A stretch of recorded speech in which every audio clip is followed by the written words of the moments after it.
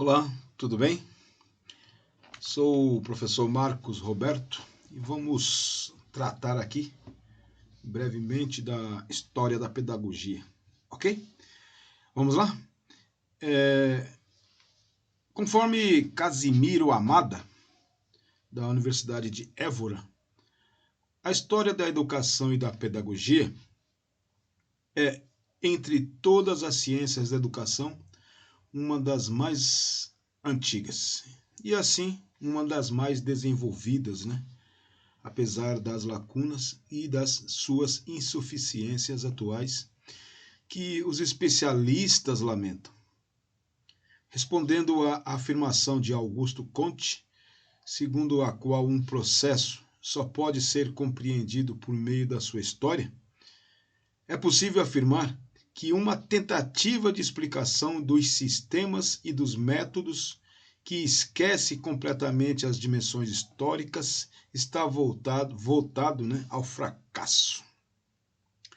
Para Sônia Gonçalves e também Alaide Rita Donatoni, ao considerarmos o percurso histórico da pedagogia à luz do pensamento de Camby, um autor, retomamos de suas ideias aquelas que partem da Grécia Antiga para chegar à era contemporânea, a fim de poder analisar o pensamento pedagógico, sua contribuição e sua importância para a pedagogia atual.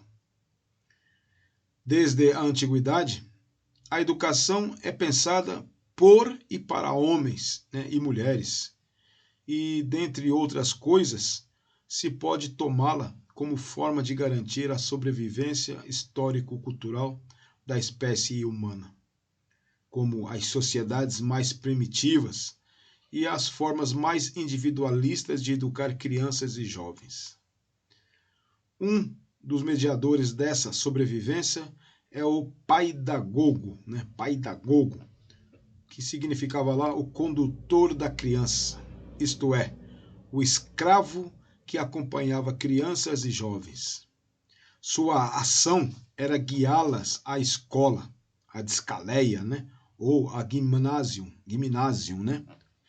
onde se aprendiam as letras e o cultivo do corpo. A história da pedagogia e da educação permite tornar mais inteligível a pedagogia atual, pelo conhecimento do passado. Graças a ela, descobrimos as origens, às vezes longínquas, das nossas tradições educacionais. Às vezes, esse legado do passado pesa ainda ponderavelmente na prática educativa. Essa história estuda o passado não somente para melhor compreender o estado presente das instituições, dos métodos e das concepções educacionais, mas também para prever qual será o futuro pedagógico das nossas sociedades, segundo uma atitude mental prospectiva. A lição do passado é experiência que deve auxiliar os educadores a evitar os erros cometidos e a promover as experiências pedagógicas. Segundo Camby, a história da pedagogia se constituiu entre os séculos XVIII e XIX, com a pesquisa de profissionais da escola que se empenhavam em institucionalizar a educação e a instrução conforme os modelos da sociedade moderna, que pedia a formação de técnicos e cidadãos. Essa constituição foi ideologicamente orientada por pressupostos teóricos filosóficos que convergiam para a contemporaneidade e compunham o passado de forma orgânica e linear. A história da pedagogia e da educação não é, portanto, um simples olhar deitado sobre o passado. Pode ser uma das ferramentas poderosas da compreensão do presente e pertence, deste modo de direito, à família das ciências da educação.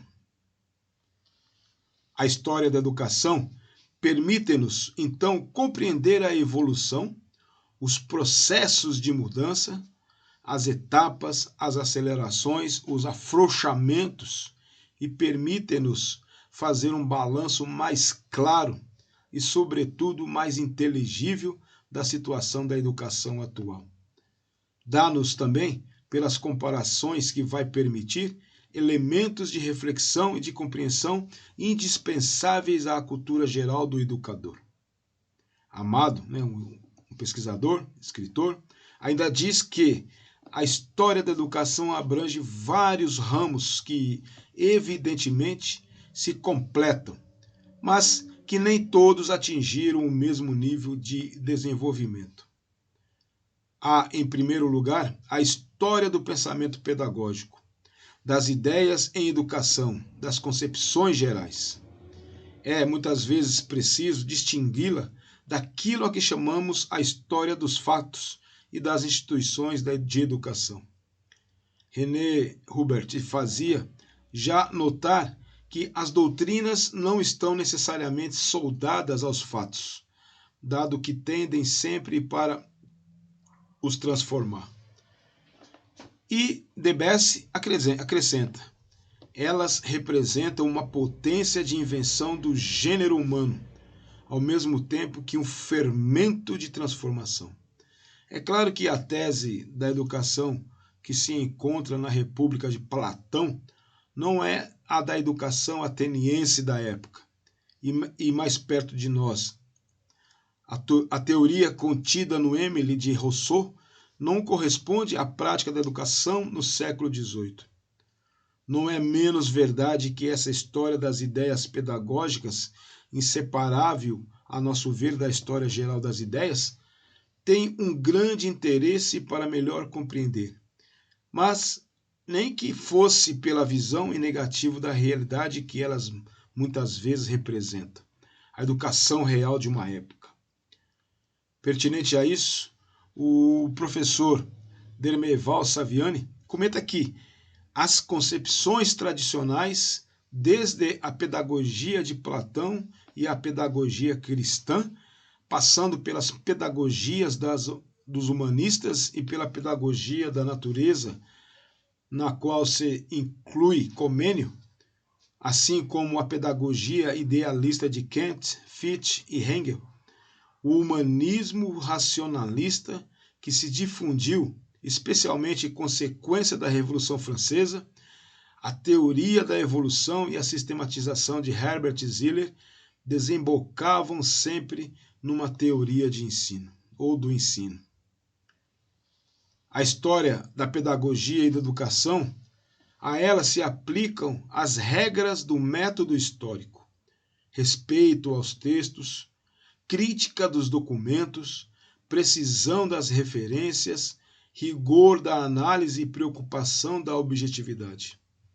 A história da pedagogia não é considerada como realidade em si, faz parte da história da civilização, no quadro da história geral. A evolução pedagógica não passa de aspecto particular da evolução histórica geral. Estuda-se sob o efeito de quais causas complexas ou tangida por quais fatos memoráveis, crise política, invenção técnica, doutrina nova, essa evolução ocorreu, por quais processos e através de quais dificuldades se realizou.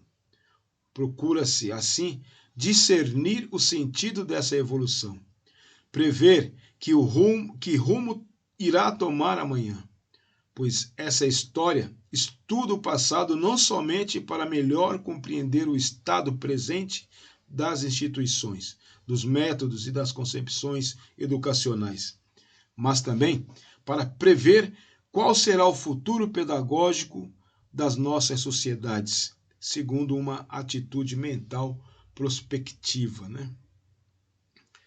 Perante as ambiguidades do termo pedagogia, certos pensadores de ontem e de hoje mostraram a sua preferência por uma noção que é simultaneamente mais extensa e menos ambiciosa: a ciência da educação. Empreendimento de especialistas que se encontram encruzilhada das diversas ciências humanas, a ciência da educação realizam incontestavelmente uma promoção da pedagogia, assegurando-lhe condições de objetividade e de rigor científico. Mas, devido à diversidade dos seus objetos e à complexidade das técnicas que utilizam, as ciências da educação estão ameaçadas de constituir saberes em mosaico, artificialmente justapostos e cujos resultados só podem ser efetivamente totalizados através de uma filosofia da educação. Quanto à existência da pedagogia, Trevisan detectou mudanças e permanências, especialmente na nomenclatura, nos conteúdos e nas finalidades dessa disciplina, o que indica estreita relação com mudanças e permanências nas concepções de professor e sua formação. De acordo com Maria Teresa Sokolowski, o Brasil entrou na década de 1930, marcado por intensas mudanças políticas, econômicas e sociais decorrentes da crise internacional da economia.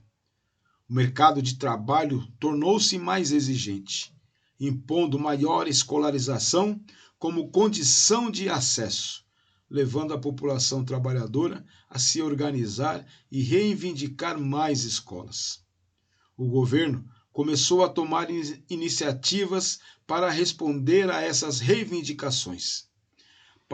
Paralelamente, um grupo de intelectuais educadores, sob a inspiração de novos ideais de educação, lançou o movimento de renovação educacional e, em 1932, publicou o Manifesto dos Pioneiros da Educação Nova. Dentre os outros assuntos, o manifesto incorporou as reivindicações populares por mais escolas e defendeu a universalização do ensino. Sobre isso, diz o manifesto: desprendendo-se dos interesses de classe a quem ela tem servido, a educação deixa de constituir um privilégio determinado pela condição econômica e social do indivíduo para assumir um caráter biológico, com que ela se organiza para a coletividade em geral, reconhecendo a todo indivíduo o direito a ser educado até onde o permitam as suas aptidões naturais, independente de razões de ordem econômica e social. A educação nova, alargando a sua finalidade para além dos limites das classes, assume a sua verdadeira função social, propondo-se para formar a hierarquia democrática pela hierarquia das capacidades, recrutadas em todos os grupos sociais, a que se abrem as mesmas oportunidades de educação. Atendendo a essas reivindicações, foram criadas a Universidade de São Paulo, em 1934, e a Universidade do Distrito Federal, em 1935. Foi com a fundação dessas universidades que se organizaram e se implantaram as licenciaturas e o curso de pedagogia, estendidos para todo o país pelo Decreto-Lei número 1190, de 4 de abril de 1939. Este decreto-lei organizou a Faculdade Nacional de Filosofia, que tinha por finalidades, dentre outras, a de preparar candidatos ao magistério do ensino secundário e normal e preparar trabalhadores intelectuais para o exercício de atividades técnicas. A criação do curso de pedagogia, nos termos do Decreto-Lei número 1190, de 4 de abril de 1939, evidencia que os legisladores distinguiam o trabalho técnico do Ministério da Educação do trabalho do docente, este último, reservado apenas à formação complementar para a docência. O objetivo principal do curso de pedagogia era a formação de um profissional apto para a atuação na administração pública da educação. o que fica manifesto no artigo 51.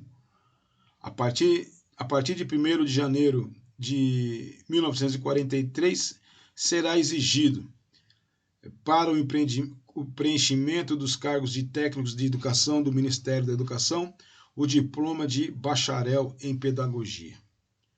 Para terminar, e citando o professor Vitorino Magalhães Godinho, a história da educação deverá ser uma história viva que não é o estudo do passado, mas o estudo do presente iluminado pelo passado. Um estudo do passado que não morreu, de um passado que vem ao presente e se projeta no futuro, que mostre a complexidade, a diversidade e as diferenças irredutíveis das experiências passadas, isto é, que procura uma compreensão do passado e que ajude os alunos, futuros professores, na sua ação presente e futura, né? Por enquanto é isso. Forte e caloroso abraço.